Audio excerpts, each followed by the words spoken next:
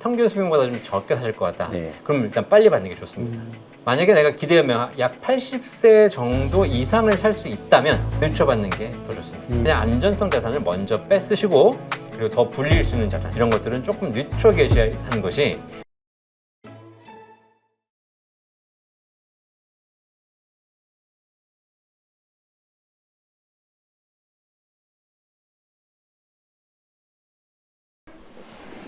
안녕하십니까 머니톡 가족 여러분, 신한투자증권의 황유현 PP팀장입니다. 오늘은 연금에 관련된 내용을 좀 하려고 합니다. 저도 오늘 처음 뵀는데요.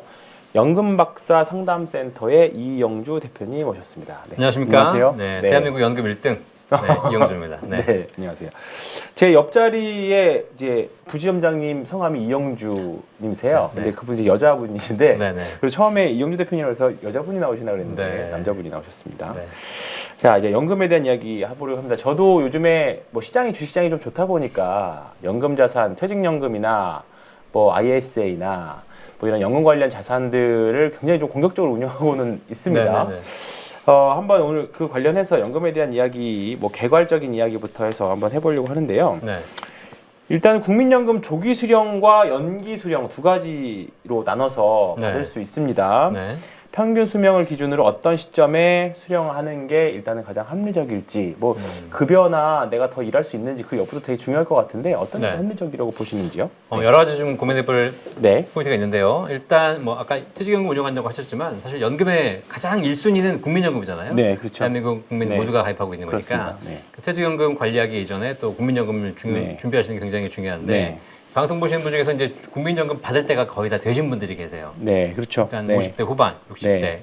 자, 이런 분들은 내가 연금을 정상적으로 받을 나이가 있거든요. 그때 받을 것인지 아니면 5년 당겨 받을지 네. 아니면 5년 늦춰 받을지를 결정할 수 있습니다. 그래서 내가 정상적인 연금 수령이 올해 기준으로는 63세거든요. 네. 63세 받을 수 있는데 5년 당겨 받으면 58세부터도 네. 연금 받을 수 있고요. 만약에 5년 늦춘다면 68세부터도 받을 수 있습니다. 네.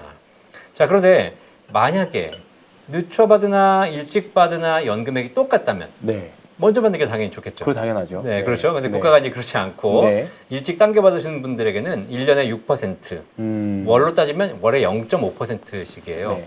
그래서 6%씩 감액을 하고 있어요. 네. 그래서 최대 5년까지 당겨받게 되면 30%의 연금액이 감액된 금액을 평생 받습니다.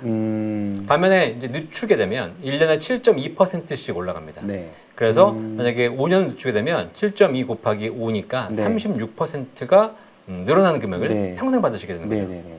자, 그럼 정상 연령에서 5년 당겨 받으시는 분과 네. 5년 또 늦춰 받으신 분은 네. 사실 제일 일찍 받으신 분과 제일 늦게 받으신 분은 10년 갭이 벌어져요. 그렇죠. 네. 그래서 이제 사람이 여기서 고민인 거예요. 네. 야, 이건 내가 그러겠네요. 빨리 받아야 되나 늦춰 받아야 되나. 네. 자, 그런데 이제 일단 여기서 가장 중요한 건 아까도 말씀하셨지만 평균 수명, 네, 그 제일 중요할 것 같습니다. 기대 연명입니다. 네.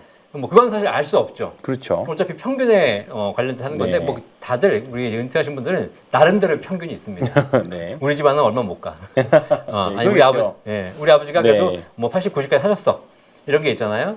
전반적으로 기대 연명이 길어지는 건 사실이니까 결론은 확실합니다. 일찍 돌아가실 것 같다. 네. 일찍이라는 것은 평균 수명보다 좀 적게 사실 것 같다. 네. 그럼 일단 빨리 받는 게 좋습니다. 그래야지 한 푼이라도 받고 가죠. 네. 그런데 제가 계산해 보니까 만약에 내가 기대하면 약 80세 정도 이상을 살 수 있다면 사실 일찍 당겨받는 것보다 늦춰받는 게 더 좋습니다. 왜냐하면 100만 원을 정상적으로 받으셔야 될 분이 네. 5년을 당겨받으면 70만 원이 돼요. 그렇죠. 월에. 월. 네. 근데 100만 원 정상적으로 받으셔야 될 분이 5년을 늦추시게 되면 136만 원, 거의 그렇죠. 140만 원 되거든요. 그렇죠. 더블이 되는 겁니다. 거의 그러네요. 네. 10년 먼저 시작하지만 10년 늦게 시작한 사람이 2배를 받기 때문에 네. 딱 10년이 더 지나서 20년 되면 일찍 받은 사람과 늦게 받은 사람이 누적 금액이 같아집니다. 아, 물론 둘 다 오래 사신다든지 조금 그렇죠. 다르겠지만. 그러니까 이게 네. 10년이잖아요. 네. 내가 68세에 계셨을 때 78세까지 받으면 네. 대략적으로 그냥 산술적으로 네. 일찍 받으신 분들과 누적 금액이 비슷해진다는 거예요. 근데 그 기간이 넘어가기 시작하면 이제 70만 원씩 받았던 분들은 계속 70만 원 받을 그렇죠. 거니까. 물론 물가 이런 걸 감안하겠지만 네, 그럼에도 네. 불구하고 근데 증액을 하신 분들은 136만 원씩 평생 받잖아요. 그렇죠. 그러니까 그 다음부터는 이제 증액하셨던 분들이 훨씬 더 유리한 구간에 진입하게 되는 거죠. 그럼 일단은 내가 조금 뭐 다른 사적 연금이나 이런 걸로 또는 내가 급여가 더 있어서 할 수 네. 있다 가능만 하다면 네. 늦게 받는 게 조금은 더 유리하다. 그렇죠. 또 우리 팀장님 네. 방금 얘기하신 네. 대로 소득이 있는 사람은 네. 무조건 늦게 받아요. 이게 왜냐면 국민연금 제도가 되게 뭐 이제 웃긴 게 뭐냐면 지금은 이제 이거 제가 보기에 바뀌었다고 생각하는데 네. 연금 개시 이후에 네. 5년간 일정한 소득이 있으면 네. 그 소득이라는 것이 근로소득, 사업소득 이런 걸 얘기하거든요. 네. 그 소득이 월 300만 원 이상 있으면 네. 국민연금이 감액이 됩니다. 아. 집에 가만히 있으면 네. 국민연금 다 받는데 나가서 일하시면 일하면. 감액이 돼요. 그래서 그러니까 소득이 뭐 아예 적은 분들은 상관없지만 월 300만 원 이상의 소득 네. 금액이 있으면 그때부터는 국민연금이 감액되니까 내가 정상적으로 받아야 될 돈도 못 받으면서 계속 받는 건 안 그렇죠. 좋잖아요. 그때는 연기를 하시면 네. 감액에 적용되지 않고 네. 소득이 있어도 감액에 적용되지 않고 계속 증액이 된 금액을 나중에 받을 수가 있고 네. 5년이 지난 이후에 이제 5년 연기해서 받으시게 되면 그때는 소득이 있어도 감액이 안 됩니다. 소득이 있으신 분들은 무조건 연기하셔야 이렇게 돼요. 받는다. 네. 그러면 조기 수령하면 감액이 되고 연기 수령 네. 증액이 된다는 제도인데요. 사실 네. 저는 몰랐습니다. 네, 네. 저는 모르는 제도였는데 결국은 내가 늦게 받고 많이 받는 건데 내가 증액을 늦게 받아서 증액해서 받는다라고 네. 해도 갑자기 네. 죽게 되면 네. 저렇게 받는 거죠. 더군다나 요즘 태어나는 아이들의 기대 수명이 한 110세 이렇게 나오는 걸 제가 알고 있거든요. 네. 그럼에도 불구하고 만약에 이제 제일 중요한 게 결국은 건강 상태나 네. 기대 수명, 내가 뭐 지금 건강 상태 더 중요할 것 같습니다. 네. 네. 실제 현실에서는 어떻게 되는 게 더 많고 또 네. 가장 오해하고 계신 부분이 좀 많을까요? 그러니까요. 지금 이렇게 제가 말씀드리고 숫자적으로도 네. 연기하는 게 더 좋다라는 게 우리가 이제 이해가 네. 되잖아요. 네. 근데 실제는 조기 수령하시는 분이 적지 않습니다. 아, 네네네. 이게 왜냐하면 이제 당장 소득이 없어서 없어서 필요하신 분도 계시고요. 뭐 이건 어쩔 수 없어. 이건 오해가 아니고 그렇죠. 그렇게 필요해서 되네. 받는 거니까. 네네. 그다음에 건강이 안 좋다? 네. 일찍 받으셔야죠. 그렇죠. 근데 이제 가장 국민연금 조기 수령에서 문제가 뭐냐면 국민연금 많이 받아봐야 네. 결국은 뭐가 감액되는 게 많다. 이게 대표적인 게 국민연금 많이 받으면 네. 일단 기초연금이 감액됩니다. 네네네. 아, 예. 기초연금이라는 게 뭐냐면 65세 이상 어르신들에게 국가가 네. 10명 중에 7명에게 한 달에 34만 원씩 네. 무상으로 드리는 복지제도예요. 네. 일정한 기준이 있거든요. 근데 이 기초연금 받으실 때 국민연금을 한 달에 50만 원 이상 받으시는 분들은 기초연금이 감액돼요. 최소 절반까지 감액됩니다. 그러니까 이게 국민연금 많이 받아봐야 결국은 기초연금 감액되는데 네, 이걸 내가 그렇죠. 뭐하러 올리냐 네. 이런 분들이 계시고요. 네. 두 번째가 뭐냐면 국민연금 많이 받아서 연간 2천만 원 넘어가게 되면 네. 건강보험 피부양자가 탈락됩니다. 사실 뭐 이제 네. 기초연금이야 뭐 대상이 되신 분도 있고 안 되신 분도 있고 네. 자산이 좀 여유가 있으신 분들은 기초연금 해당이 안 되겠지만 네. 건강보험은 대한민국 모두가 내고 있잖아요. 그렇죠. 특히 직장 다니시는 직장인들은 월급에서 띄고 주니까 별로 너무 관심이 많이 가져갑니다. 없어요. 가져가네. 그렇죠. 네. 근데 뭐 내가 어쩔 수 없지 않습니까? 네, 그렇죠. 근데 이렇게 많이 내는데 나중에 이제 퇴직하시게 되면 우리 팀장님도 네. 지금은 많이 내셔도 소득에 대해서 내시는 거예요. 그렇죠. 네. 집에 대해서 물론 내지 그렇죠. 않습니다. 네. 근데 이게 딱 퇴직하는 순간 네. 이제 사업장 가입자에서 네. 지역 가입자가 됩니다. 건강보험. 그러면 그때부터 뭘 보냐면 집을 봅니다. 그러니까 뭐 자산. 네. 자산을 보는 거죠. 근데 내가 이제 뭐 집이 뭐 3억, 4억 집값이 싸다. 그럼 상관없어요. 네. 근데 내가 지금 집값이 뭐 10억, 20억, 서울시 뭐 평균 집값이 10억을 넘었으니까 이런 경우에는 좀 문제가 생기죠. 그렇죠. 그래서 이제 어떤 경우를 하냐면 내가 이 건강보험료를 줄이기 위해서 우리 아들이 직장이니까 네. 아들한테 피부양자가 돼가지고 그렇죠. 건강보험료 면제받는 방법이 있네. 네. 이걸 이제 하려고 봤더니 국민연금이 한 달에 뭐 한 200만 원씩 나오는데 이것 때문에 탈락되는 거예요. 예, 그래서 이거 뭐 국민연금 많이 받아봐야 결국은 건강보험 다 내야 되는 거 아니냐. 네. 이런 또 생각을 하고 계십니다. 네. 자, 지금 기초연금과 건강보험 이야기 두 가지 다 네. 맞는 이야기예요. 네. 맞는 이야기인데 이게 내가 기초연금을 좀 다 받으려고 감액 안 당하려고 건강보험 피부양자 되려고 국민연금을 줄여놔 봐야 네. 결국은 국민연금 받는 수령액이 계속 올라갑니다. 내가 1990만 원으로 줄였는데 갑자기 국민연금에서 내년부터 물가상승률을 인상해서 연금을 네. 더 많이 줘요. 네. 그러니까 갑자기 난 줄여놨는데 내년에 탈락하는 거예요. 그 다음에 이제 기초연금이라든가 건강보험제도가 수시로 지금 바뀌고 있거든요. 네, 그렇죠. 그러니까 이제 점점 완화되기는커녕 강화되고 있어요. 네.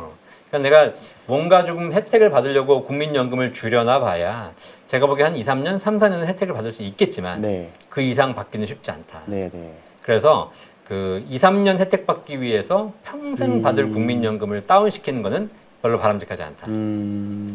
그러면 단기에 일시금으로 받는 것보다 장기로 받는 게 더 유리한 건가요? 국민연금 일시금 받을 수가 없습니다. 아, 없고. 네, 아, 무조건 네네. 연금 받으셔야 되고요. 네네네. 일시금 받으려면 10년 미만 가입을 해야 되거든요. 아, 10년, 그 조건이. 네, 네. 그래서 이제 대부분 다 지금 10년 이상 가입하고 계시기 때문에 그때는 무조건 연금으로 네. 받으셔야 되고 네. 일시금 받을 수 없는 것이 단점처럼 보이지만 그래도 가장 또 장점이 될 수 있는 거죠. 세제 혜택이 있나요? 국민연금은 네. 납입할 때 소득공제 받습니다. 아, 네. 네, 지금 뭐 팀장님도 급여에서 네, 국민연금 그렇죠. 뛰어가는 거 연말에. 본인 부담금, 네. 회사가 해주는 거 말고 본인 부담금 소득공제 받으잖아요. 네. 근데 그런 게 있어요. 우리 직장 다니신 분들이나 뭐 사업하신 분 중에 과거에 못 낸 거를 내시는 분이 계세요. 네. 내가 과거에 좀 직장을 한 몇 년 쉬었다. 네. 혹은 사업을 쉬었다. 이런 기간 동안 국민연금 못 낸 걸 지금 낼 수 네. 있거든요. 그거 전액 다 소득공제 받습니다. 참고로 저 같은 경우에 작년에 추후 납부를 했어요. 네. 군대 갔다 오셨죠. 그렇죠. 88년 이후에 군대 갔다 온 거는 군대 갔다 온 기간도 추후 납부하셨어요. 맞습니다. 네, 그건 알고 네. 있습니다. 그러면 군대 갔다 온 게 뭐 우리 때 한 26개월, 30개월 그랬는데 지금 내가 한 달에 월 50만 원씩 내고 있다. 네. 그럼 30개월이면 1,500만 원이에요. 네. 그걸 딱 내는 순간 바로 소득공제 받습니다. 아, 그만큼. 다 전액 받습니다. 전액 다? 그렇죠. 그럼 내가 소득세율이 뭐 연봉이 1억이 넘어가지고 세율이 무슨 뭐 한 25%, 30, 네. 36% 들어가시는 분들은 낸 돈의 35%를 돌려받는 거예요. 돌려받고. 네. 그리고 이제 쌓이고. 쌓이고 네. 나중에 연금 탈 때 연금소득세를 내야 되지만 그거는 연금소득 공제도 있고 이런 부분이 있기 때문에 실제 세율은 뭐 한 4, 5%도 안 됩니다. 그러니까 돌려받는 율이 거의 20, 30% 돌려받는 사람들은 네. 반드시 소득공제, 추후 납부를 하셔서 소득공제 받을 필요가 있는 거죠. 아, 이건 지극히 개인적인 질문인데. 네네네. 군대 얘기하셨잖아요. 제가 네. 예전에 크레딧이라는 개념으로 제가 들었던 네. 것 같아요. 네네. 옛날에 작전 공부할 때. 근데 군대에서도 급여를 받기는 하잖아요. 네. 그 부분도 그거는 국민연금 들어가나요? 네, 군대에 있던 기간은 네. 군 급여와는 관계 없습니다. 아, 예, 그건 또 기업이 아니기 때문에 그냥 개인이 만약에 지금도 군대 간 네. 자녀가 있으시면 본인이 가입하면 따로 그냥 내면 돼요. 소득이 얼마 이런 게 아니에요. 네, 네. 본인이 그러니까 아, 네. 직장 가입자가 아니니까. 네. 그래서 이제 그런 내시면 되는 건데 우리 군대 갔을 때는 그때는 국민연금 제도가 활성화가 안 됐기 때문에 그렇죠. 그때 가입을 안 했더라도 지금 낼 수 있고요. 네. 크레딧이라는 거 보자면 2008년 1월 1일 네. 이후에 군대 갔다 온 네. 우리 젊은 청년들에게 네. 혜택을 주기 위해서 아, 네. 그때 이후에 군대 갔다 온 친구들은 군 기간을 추후 납부할 수 있고 네. 군 기간을 갔다 온 기간 중에서 올해까지는 6개월, 네. 내년부터는 12개월을 추가로 더 기간을 인정해 줍니다. 기간을. 두 가지 다 됩니다. 네, 네, 네. 그렇군요. 여력이 되셔서 더 많이 납부를 뭐 국민연금 뭐 동료 방송 같기는 한데 갑자기 네, 국민연금이 올해 사실 수익률도 좋고 가장 전 세계적으로도 제도가 진짜 좋은 걸로 알고 있거든요. 네. 그래서 그 점은 잘 참고하셔가지고 하시면 되겠습니다. 자, 개인연금 이제 개인연금 얘기를 해보려고 하는데 개인연금은 정말 어떻게 운영하느냐에 따라 수익률이 아마 천차만별일 것 같습니다. 그렇죠. 특히나 요즘같이 주식시장 좋으면 약간 네. 공격적으로 운영한 자산들은 엄청 수익률이 좋을 거고 나름대로 보수적으로 운영했다라고 하면 정말 재미없을 거고 그럴 네. 것 같습니다. 기본 전략으로 저도 이제 작전 공부할 때 본 것 같아요. 수익률이 높은 연금은 늦게, 낮은 연금은 빨리 받으라 이런 문구를 저도 본 적이 있는 것 같은데 네네. 요것에 대한 뭐 구체적인 전략이나 사례들 좀 부탁드리겠습니다. 그러니까 우리가 연금을 불려올 때는 네. 나이가 젊을 때는 나중에 연금 받을 생각을 하지 않잖아요. 그건 네. 이제 나중에 가야서 얘기니까 네. 연금 그래서 대부분 다 지금 보면은 연금 가입이라든가 연금 관리 쪽에 관심이 많잖아요. 네. 제가 상담을 하다 보니까 60세가 넘어서 연금을 연금을 개시해야 될 분들이 상당히 많이 오세요. 네. 자, 이분들은 이제 뭐 더 불리는 게 중요한 게 아니라 연금을 받는 것에 대한 고민인 거죠. 네, 그렇죠. 근데 이제 일반적으로 생각하기에 우리가 국민연금, 뭐 퇴직연금, 개인연금이 있고 개인연금도 여러 가지가 있지 않습니까? 뭐 IRP도 여러 개 들어두시는 그렇죠. 분도 계시고. 자, 그래서 딱 뭐라고 생각하시냐면 네. 내가 65세에 은퇴할 거야. 그래서 65세가 되면 모든 연금을 쫙 개시해야지. 이런 생각을 하고 계신 거예요. 그렇죠. 근데 이제 그분들을 상담하다 보니까 제가 저도 상담하다 느낀 겁니다. 딱 개시했더니 예를 들면 월 300만 원 쭉 나오더라. 네.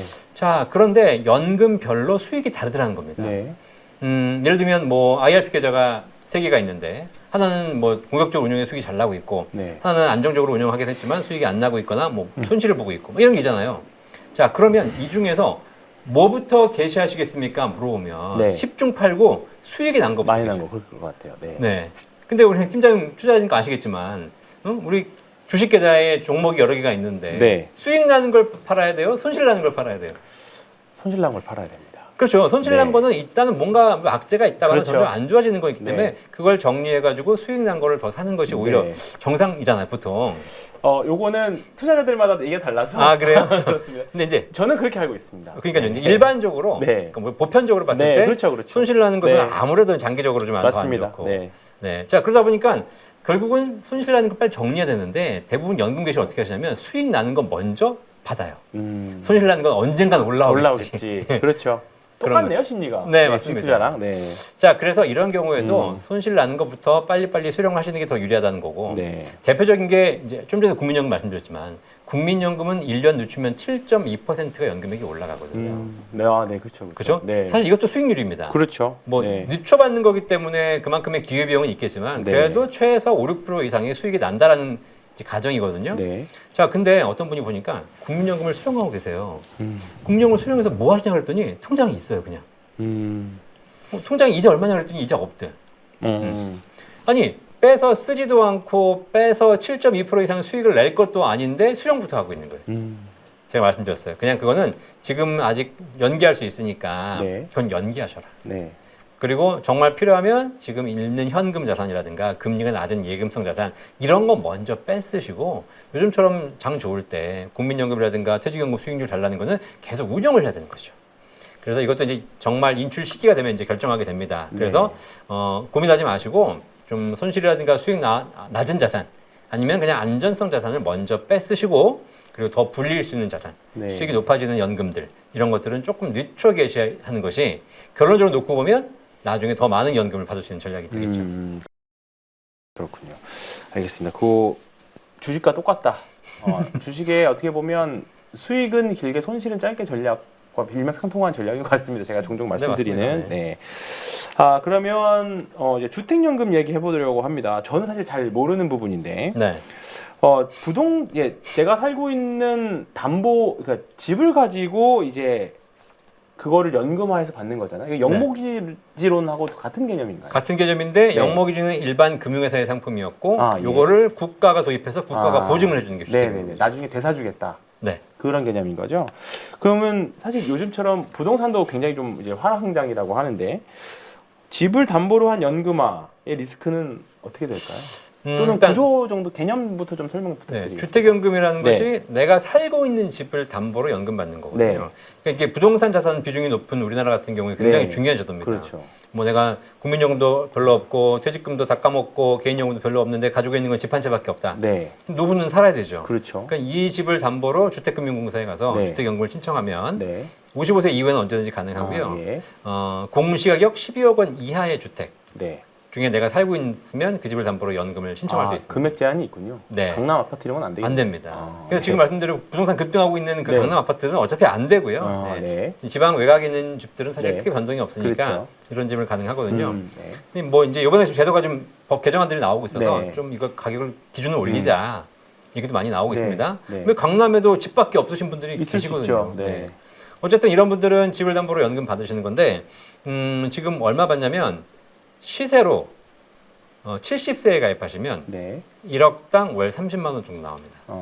1억당 월 30. 네, 시세 1억당. 네네. 이 시세는 공시가격이 아니고 네. KB 시세나 네. 한국 부동산 시세. 네네네. 그래서 내가 만약 시세 5억짜리 집에 살고 있다 그러면 150만 150만 원. 10억이면 300만 원 어. 받으시는 거 적지 않은 금액이죠. 적지 않네요. 네. 이 집을 담보로 연금 받고 쓸고 가시는 거고. 네. 그럼 내가 좀 전에 말씀하신 대로 영목이지. 네. 영목이지는 어떤 특징이 있냐면 만기가 정해져 있어요. 만기가. 예. 그러니까 10년간 받을 수는 있죠. 20년간 받을 수 있죠. 20년 후에는 상환을 해야 되잖아요. 네. 상환을 못 하면 이 집에서 집을 팔아야 되는. 집을 팔아야 되는 거예요. 네. 나는 살아 있는데 네. 이 집을 나가야 되는 상황이 발생해요. 네. 근데 그렇죠. 그 리스크가 있기 때문에 그거를 국가에서 보증하기 위해서 국가가 그걸 이제 보증을 해주는 거고 예. 대신에 그 해당하는 이제 기대 여명에 따른 네. 뭐 평생 지급을 하는 거거든요. 네네네. 거기에 따른 보증 비용 이런 네. 것들이 사실 이제 녹아 있죠. 물론 그러겠죠. 네. 그래서 약간 그런 보험 기능이 있습니다. 그래서 이제 그런 주택연금을 신청하시게 되면 평생 받을 수 있는 그런 부분이 있어요. 네. 그래서 사실 우리나라처럼 주택 비중이 높은 나라에서는 굉장히 좋은 제도인 거죠. 네. 주택연금이. 그럼 만기가 없고 그 연금을 신청한 사람이 생전 살아 있을 때까지 네. 받는 이제 게 선택 연금 받는 방식을 선택할 수 있는데 그것도 선택이 예, 거의 뭐 80-90% 이상이 네. 종신형 또는 종신호흡형을 선택하고 있으니까 그러겠죠. 평생 지급하는 거가 있어야 그럴 때 안 쫓겨날 네. 거 아니에요. 네, 그렇죠. 그동안 이제 이런 고민하시는 분들 계십니다. 어쨌든 그러면 내가 자식한테 뭔가는 주고 가야 되는데 그렇죠. 이 집마저 까먹고 가야 돼? 네. 이것도 자식들이 반대하는 경우도 있어요. 그럴 것 같아요. 네. 네. 자, 그런데 이제 뭐 집을 내가 자식한테 주려고 하면서 자식한테 용돈 받아 쓰는 것보다 네. 이게 눈치가 그렇죠. 보이잖아요. 내 집 가지고 내가 쓰는 게 낫지 않습니까? 그렇죠. 그리고 만약에 일찍 돌아가시면 그렇죠. 저 그거 질문하려고 그랬어요. 뭐 이 집이 10억짜리인데 네, 1년 만에 불의의 사고로 사망하셨다. 그렇죠. 그러면 자, 만약에 이게 네. 결국은 주택연금이지만 집을 담보로 연금 주는 그렇죠. 형태이기 때문에 네. 담보대출이거든요. 네. 영목이지 네, 말씀하신 대로 담보대출이기 때문에 연금 받으시는 금액이 전부 대출입니다. 네. 이제 그리고 거기는 이자도 붙겠죠. 네. 근데 그 이자 비용 이런 게 있는데요. 이 비용을 생전에 부담하는 것이 아니라 돌아가신 이후에 정산을 합니다. 네, 네. 그래서 이제 일찍 돌아가셨는데 집값은 10억인데 받아간 돈이 1억이고 네. 이자가 5천만 원이에요. 네. 비용이 뭐 1천만 원이에요. 네. 그럼 1억 6천만 원을 자녀가 갚으면 네. 은행에다 이제 갚는 거죠. 네. 대출 받은 은행이 갚으면 그 집을 그대로 상속받을 수 있는 것이고 음. 만약에 그러니까 이게 쉽게 얘기하면 남은 금액은 자녀한테 가는 겁니다. 자녀가 결정할 수 있는 거예요. 네. 근데 집값이 5억인데 아버지 어머니가 오래 사셔가지고 7억을 받아갔네. 네. 그럼 이제 이걸 2억을 토해내야 되잖아요. 그럴 수도 있네요, 진짜. 네, 그거는 국가가 보증합니다. 아. 그래서 만약에 자산 가격보다 받아가신 금액이 네. 높을 때는 자녀가 상속받지 않아도 네. 국가가 알아서 이제 다 처분을 해서 차액을 자녀에게 청구하지는 않습니다. 그렇군요. 아주 좋은 제도인 것 같습니다. 부동산을 소유하신 분들은 만약에 뭐 국민연금도 받고 주택연금도 받고 같이 하면 노후에 그래도 꽤 괜찮을 것 네, 같은데요. 그러니까 말씀하신 네. 대로 국민연금이 지금 꾸준하게 불입해 오신 분들이 네. 한 150, 200 갔잖아요. 네. 그렇죠. 주택연금도 5억짜리 집만 있어도 150, 그렇죠. 200입니다. 300에 400 정도. 그러니까요. 그래서 네. 특히 뭐 서울 한복판에서 비싸게 이제 생활하시는 이런 분들을 제외하고 네. 서울 외곽에서 사시는 분들이 국민연금하고 주택연금하고 기초연금까지만 잘 활용해도 네. 누구나 다 300 이상을 네. 기본으로 확보할 수 있어요. 내가 이거를 그렇군요. 쥐고 어떻게든 그냥 연금으로 안 받고 물려주고 가야지 이 생각하니까 안 되는 거지. 잘 생각하시면 다 있고요. 여기다가 만약에 퇴직금하고 개인연금만 조금 준비하셨다? 그러면 제가 보기에는 웬만한 그러네요. 가정에서 월 500이 가능합니다. 퇴직금도 있고 그러네요. 아, 알겠습니다. 오늘 그래서 지금 1부에서는 국민연금, 그다음에 개인연금 수익률과 관련돼서 그리고 주택연금 관련해서 알아봤습니다. 2부에서 조금 더 알아보도록 하겠습니다. 수고하셨습니다.